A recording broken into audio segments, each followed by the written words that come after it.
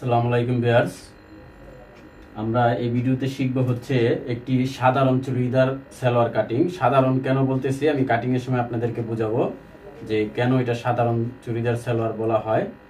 তো এটা হচ্ছে চুড়িদার না, ঠিক আছে, চুড়িদারের মতো যে সালোয়ারগুলো আর কি আমরা কাটিং করে থাকি। তো চুড়িদার কিন্তু আমরা এই কোনাকুনি ভাবে এভাবে কাপড় নিয়ে থাকি, এভাবে কোনাকুনি ভাবে। আমি এখানে অল্প একটু দেখাইলাম আপনাদেরকে। তো আপনারা যারা ওই ভিডিওটা দেখেন নাই যে মূলত চুড়িদার সালোয়ার কিভাবে কাটিং করতে হয়, ওটা দেখে নেবেন। তো এটাও কিন্তু হুবহুব চুড়িদারের মতোই হবে, দেখতে একদম চুড়িদারের মতনই লাগবে।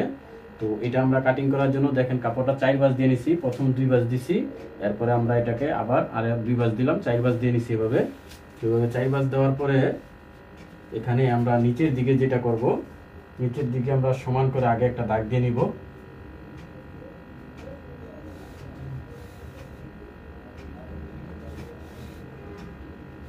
সমান করে একটা দাগ দেওয়ার পরে 1 ইঞ্চি দূরে একটা দাগ দিব।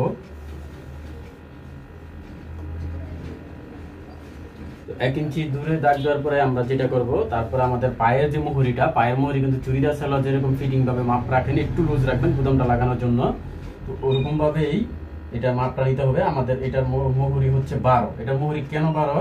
এই সালোয়ারটা যার তার একটু স্বাস্থ্য বেশি আর কি, এটা একটু যাদের স্বাস্থ্য বেশি, একটু মোটা টাইপের, তো তাদের সালোয়ার, এই জন্য পায়ের মুহুরিটা একটু বেশি। তো আমরা এখানে লম্বার মাপ এখন কিভাবে দিব, লম্বা আমরা যেহেতু আমাদের কোমরের পট্টিটা 6 ইঞ্চি নিব, তো 6 ইঞ্চি আমরা এইভাবে ধরে নিব। এখানে 6 ইঞ্চি হবে আমাদের কুচির পরে কোমরের যে পট্টিটা, এটা 6 ইঞ্চি হবে। তো 6 ইঞ্চি এখানে এইভাবে ধরে নিতে হবে। তারপর আমাদের লম্বার মাপটা হচ্ছে 42 ইঞ্চি, এখানে 42 আর হাফ ইঞ্চি এক্সট্রা রেখে নিব।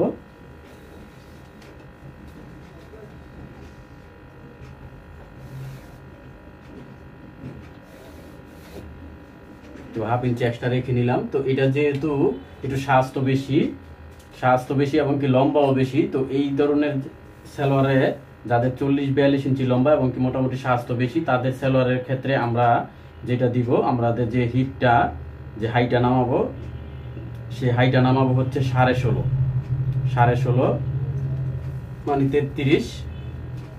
তো আমরা এই 33 নামালাম, 33।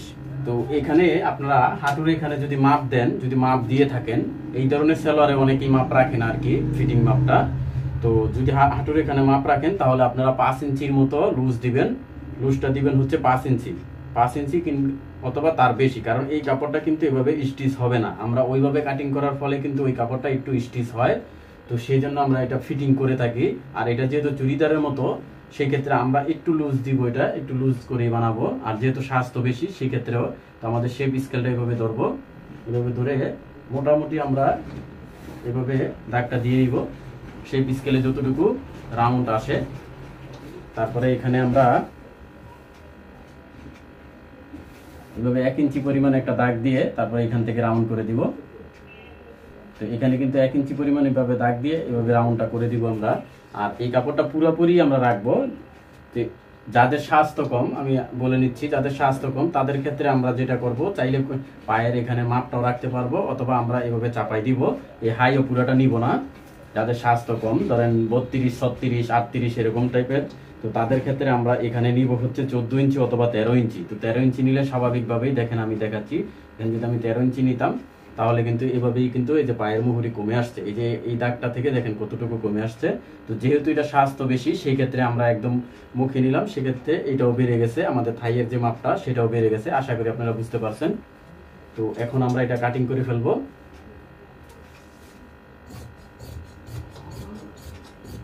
আর আমাদের যে হিপের যে মাপটা, সেই হিপের জন্য সব সময় আমরা এই উপরের দিকে কাপড় রাখবো, উপরের দিকে ডাবল কাপড়টা এটা রাখবো হিপের জন্য।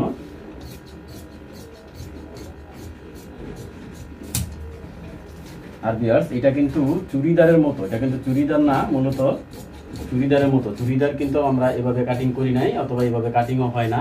তো আপনারা যারা ওই ভিডিওটা দেখেন নাই, চাইলে দেখে নিতে পারেন, এই ভিডিওর শেষে পেয়ে যাবেন, অথবা ডেসক্রিপশন লিংকে দেওয়া আছে, লিংকটা দেওয়া আছে ডেসক্রিপশন বক্সে, তো ওইখান থেকে দেখে নিতে পারেন। তো দেখেন এখন আমরা যেটা করব, এটা মোটামুটি কাটা হয়ে গেছে আমাদের। তো এখন আমরা হিপটা কাটিং করব। কেন আমি এটার স্বাস্থ্য বেশি বললাম, দেখেন এটার হিপ হচ্ছে 48 ইঞ্চি।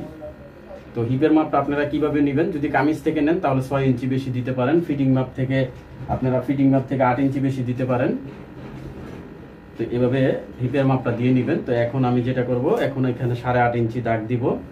তো 8.5 ইঞ্চি কেন এভাবে নিচ্ছি, 8.5 ইঞ্চি নেওয়ার কারণ হচ্ছে হাফ ইঞ্চি আমাদের কোমরে যে কুচি দিব সেই ক্ষেত্রে হাফ ইঞ্চি চলে যাবে, আর 2 ইঞ্চি আমাদের এলাস্টিকের জন্য রেখে নিলাম। এলাস্টিক তো 2 ইঞ্চি চড়া না, কারণ এলাস্টিক ব্যাঙ্গে সেলাই করার জন্য উপরে একটু সেলাই করতে হয়, তো সেজন্য আমরা আর এলাস্টিকটা 6 ইঞ্চি, তো একটু বেশি আমরা নিয়ে নিব, সেই ক্ষেত্রে আমরা একটু বেশি নিলাম। তো 48 ইঞ্চি আমাদের, দেখেন আরো একটু জোড়া লাগবে আমাদের।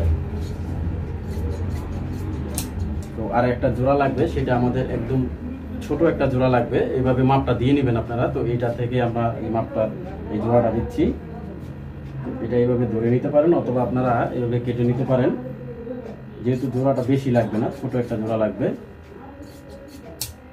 তো 24 হবে 48, তো আমরা মাপটা দিয়ে নিচ্ছি। দেখেন এই যে 24 48 এতটুকু সিলাই চলে যাবে। তো আমাদের কাটিং কিন্তু হয়ে গেছে। তো এইভাবে কাটিং করে নেবেন। তো এটাতে ফিতা হবে, ফিতা আপনারা ফিতার ঘর এবং কি ফিতা সালোয়ার কিভাবে সেলাই করতে হবে, অনেকেই কিন্তু নতুন যারা আছেন তাদের ক্ষেত্রে একটু ঝামেলা হয়।